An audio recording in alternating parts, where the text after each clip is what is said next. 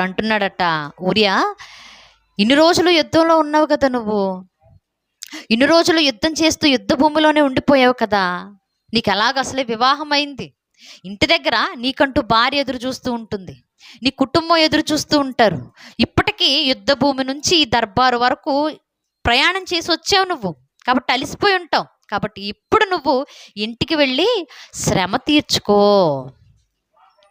ఇప్పుడు ఇంటికి వెళ్ళి చక్కగా నీ భార్యతో సంతోషించు, ఇంటికి వెళ్ళి నీ కుటుంబంతో సమయాన్ని గడుపు, ఇంటికి వెళ్ళి 4 రోజులు కుదుట పడిన తర్వాత, సేద తీరిన తర్వాత ప్రశాంతంగా మరలా డ్యూటీకి వచ్చే అన్నాడట. అసలు ఊరియా పరిస్థితి మనం ఆలోచిస్తే 24 గంటలు డ్యూటీ చేసే ఉద్దేశం ఊరియాది, అవునా కదా? అవును. వివాహం అయిపోయిన తర్వాత ఇంటికి వచ్చిన దాఖలాలు పెద్దగా తక్కువ.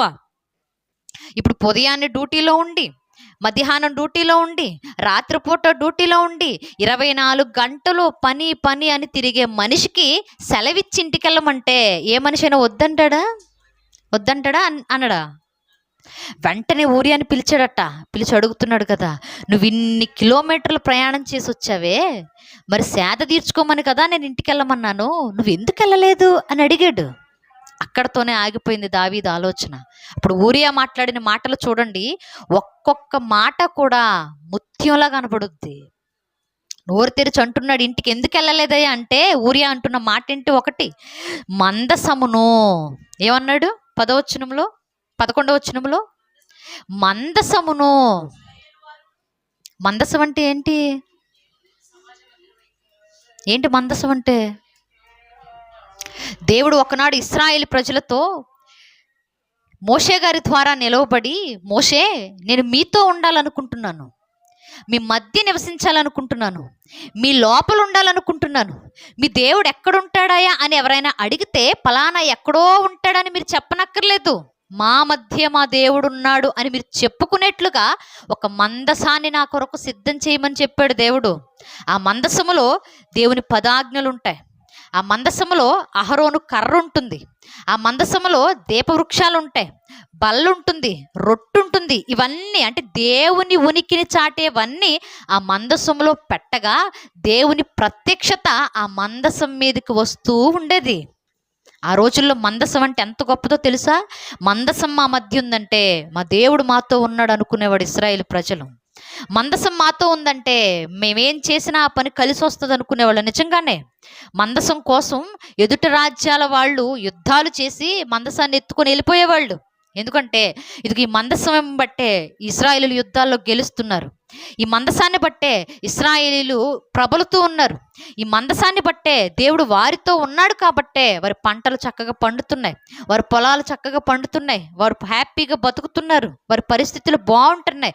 కాబట్టి మందసం ఎక్కడ ఉంటే అక్కడ క్షేమంగా ఉంటున్నాము మనము అనుకొని మిగిలిన రాజ్యాల వాళ్ళు మందసాన్ని ఎత్తుకొని వెళ్ళిపోయేవాళ్ళు, దొంగిలించేవాళ్ళు, దొంగతనం చేసేవాళ్ళు.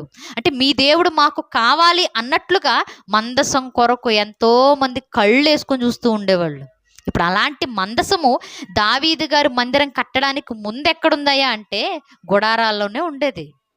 ఇప్పుడు ఈ పరిస్థితుల్లో కూడా మందసం గుడారాల్లోనే ఉంది.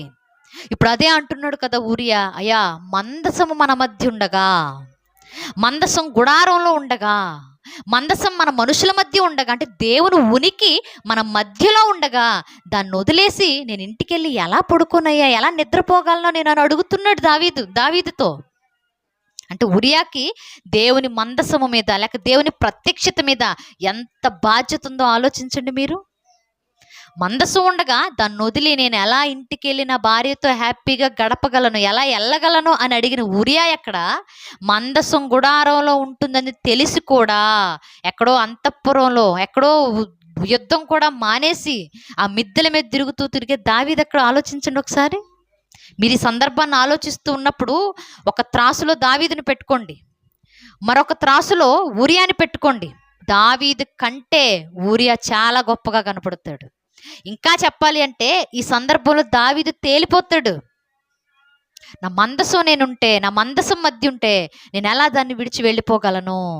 కానీ దావీదు చూడండి, మందసం ఎక్కడో ఉంది, నేను 1 రోజు కాదు 2 రోజులు కాదు, ఇప్పటికి ఎన్నో రోజులు యుద్ధం మానేశాను, ఎప్పటికైనా నేను వెళ్ళాలి అనే ఆలోచన రాలేదు దావీదుకి.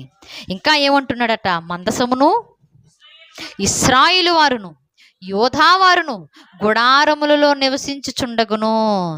ఇశ్రాయేలీలు యూదులు ఎక్కడుంటున్నారు? యుద్ధాలు చేసుకోవడానికి ఎక్కడో ఊరి బయట ప్రాంతం వెలుపల గుడారాలు వేసుకుని ఎప్పుడు యుద్ధం జరుగుతుందో అనే భయంతో గుడారాల్లో నివసిస్తున్నారు మన సహోదరులు.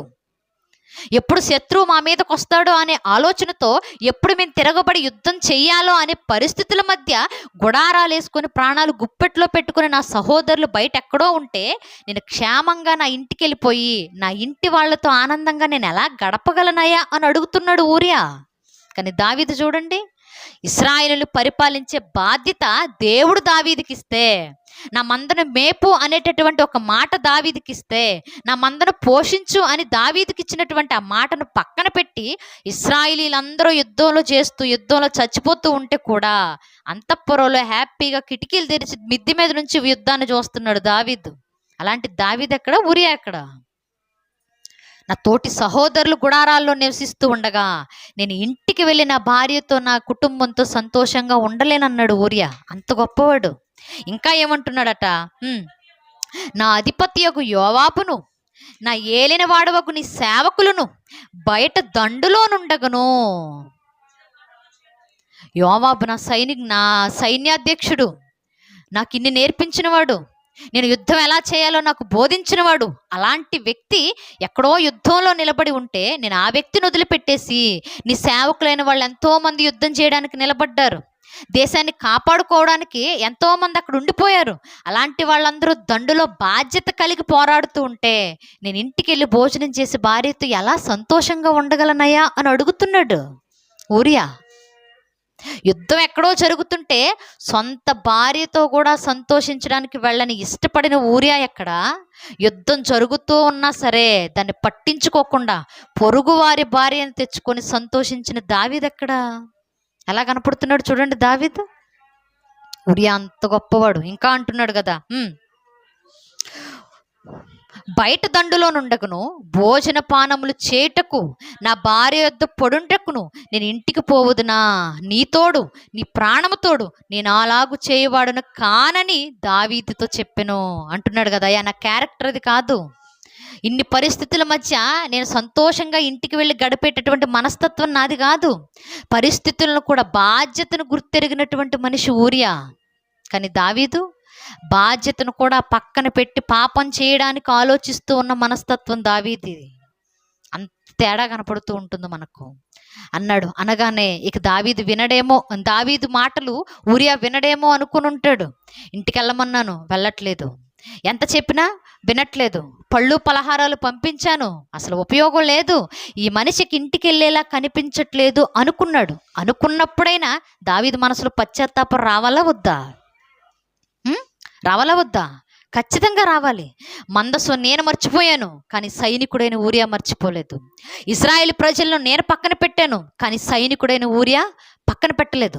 యోవాబు గురించి నేను ఆలోచించలేకపోతున్నాను, కానీ సైనికుడైన ఊరియా ఆలోచించగలుగుతున్నాడు.